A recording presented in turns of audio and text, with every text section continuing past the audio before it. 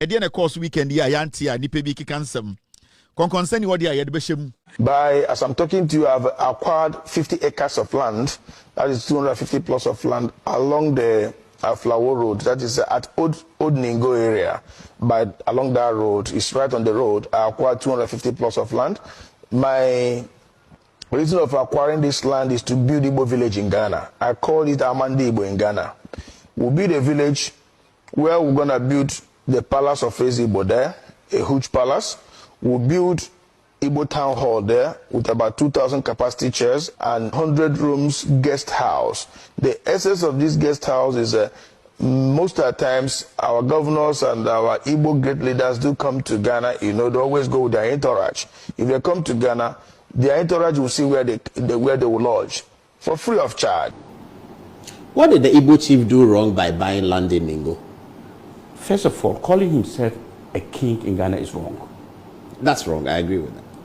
Nobody who is not a citizen of this country can make himself a king in our country. You know the law.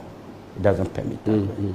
So you come in to tell us that you are acquiring 50 acres of land to build a kingdom, an Igbo kingdom, so that it will become one of a kind in the world that has never happened anywhere in this country.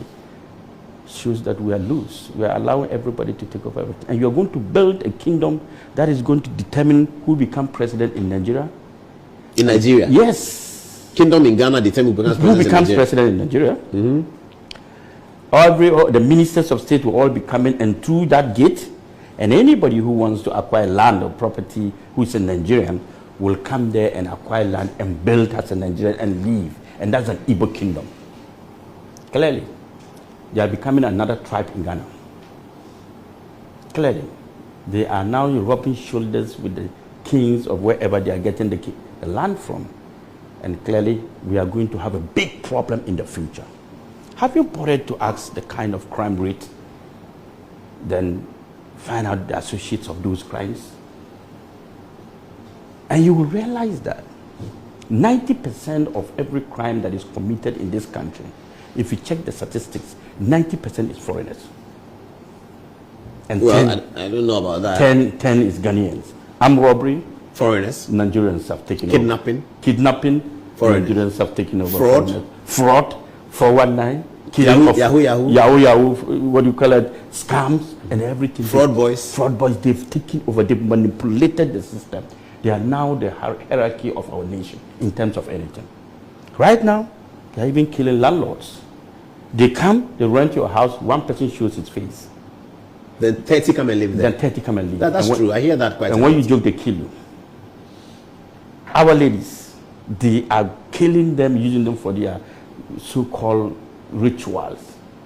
Very soon, if we allow such a kingdom to happen, you will be registering missing people in this country every day. Look, we are not against settlers. I am not against settlers. And let me be So what report did you give to the police? You remember when this incident happened, I wrote to the NIB and the National Security, telling them to, and then Lands Commission and all that, to investigate into the matter and to strip him of the title king. He cannot be comparing himself to Ashantahine and all that. And funny enough, this king, or whatever we call himself, finds his way of dining with NDC and MPP. You realize all there are some videos that will be putting up. Please show us some of the videos. Yes. Well, the story is that he was a big contributor to political campaigns. But not, that can be his problem if they are not arrested. There you see him over there. Yeah, and look at this one. Yeah. In this country. But this is long ago. This is not recent. This is recent. This is his kingdom. This is 2025. This is before election, I think. This is before election. Yes. But what is wrong with this and today? It's the same story. Yeah, but he got endorsement from political leadership. That's the point I'm making. Oh, okay, that's what you are making. Yeah, that's Johnson Asiedu sitting down there. The chairman of the NDC. Why? Seated right there. Does it make it right? I'm not saying it's right or wrong, but I'm telling you where he gets his power from. Yes, and he's not going to get it from me. And I'm going to distill that power, and I've done that. You've done that? You're a minority party. It doesn't matter. There's one truth in life. The Ghanaian society will rally behind me in any circumstances against this man. If I say tomorrow there's a demonstration, you will see the number of people who come out to support this demonstration against our politicians who are allowing it. Why did the police arrest him, and for what? Why did they keep him overnight? What was the charge? The charge was that, first of all, he's calling himself a king in Ghana when he's not a citizen of this country. Parading around and going around everywhere and calling himself the king of Ghana, the king of Igbo. Igbos don't have king in Ghana. When you're a foreigner and you're a settler, you come to this country. Our constitutions allow you to be called a chief of your community. So all the settlers in Ghana, like the Yoruba, they have a Yoruba chief. The Hausas, they have a chief. The Zambarama chief. That is fine. We can give you that title to be able to be managing yourself. But when you begin to, parade yourself, call yourself like Asantehene and all these other kings in Ghana, and you go walking when you are not a citizen and say you are a king, and you are going to acquire tracts of land and build a kingdom. Did he acquire the land? That is his problem. Whether he did or he did not, he's voiced it out that he has. And the videos are there. So we are taking his word against. So is he being released on bail? Yes, this afternoon he complained of high BP. In the cell? In the cells. And said his BP has gone up. You know, yesterday when he was invited, he went there with the ambassador. Nigeria. Ambassador of what? Nigeria. Nigeria's ambassador to Ghana. Nigeria ambassador to Ghana. He went there with his lawyers and all that, thinking that it was the ordinary citizens, NIB or National Investigation, National Security who just listen to him and ask him to walk away. This is not that national security you're thinking of. This is a different national security altogether. They will investigate. As a citizen of Ghana, when you send a petition, they will have to listen to your petition. So the investigation went through. And he was panting and sweating. He's not a king. He's not a what? But this is the palace you've built, and you're calling yourself a king.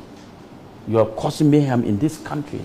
Your Nigerian boys are going around telling Ghanaians, threatening Ghanaians that if they kill one Ghanaian, Nigerian, they will kill 50 Ghanaians.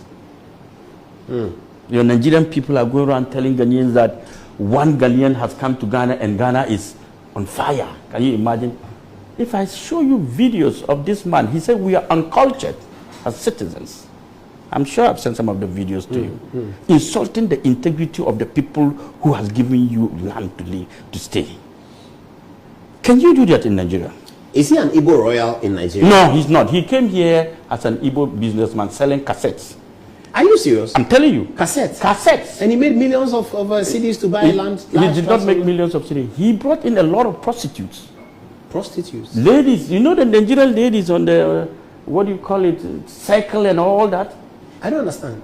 You don't know the syndicates of this Nigeria. So he came selling cassettes, then he brought in... That is, they started trafficking... Night workers? Night workers, and now they started bringing Igbo boys and parading himself as the king. But how does that make him rich? Because they pay dues to him. Who pays dues to him? All these Nigerian boys who have shops in Nigeria. In Ghana here. The Nigerian boys with shops in here. They pay dues to their king. Is that a lot of money? Of course, that's a lot of money for him. He's like their god in Ghana. So the fact is that any problem they go through, they come to him, and don't forget, they know how to do this business. He's been able to parade him among all the big men in Ghana, showing himself in every kind of, gathering, and dressing and walking as if and making himself look. Even he's met the former president, he's met the current president, he's met Asantehene, he's met a lot of people, he's gone to visit them. That is power he's using to get from his own people. They now trust and believe in him. You see, there's a law that says that it is not who you are, it's how you carry yourself, that's how people address you. The way you dress is the way they address you. If you make yourself look big, people will regard you as big. But if you turn yourself into a beggar, people will disregard it. He's turned himself a big man. You understand what I'm saying? He's made sure that people have seen him with videos talking to all the big men. So all the Nigerians, that is why he said that he was going to build a kingdom where any Nigerian who comes from Nigeria, he will pass through his gate. And then they will find land for him to build. And then they will also give him time to move from wherever he is a transit. His home, his kingdom is going to be a transit for Nigerians to be here. Igbos, not even Nigerians. He didn't talk about Nigeria. He spoke about Igbos. These are dangerous people, Paul. These people, if you know what they are doing out there. So will there be a prosecution? Yes, we will see. The youth wants to demonstrate on the 19th. A concert. We don't care about the noise. We ask relevant questions. We wait. We demand reasonable answers. That is what we do here. We make sure say they hear any do komo any questions and for so also any busa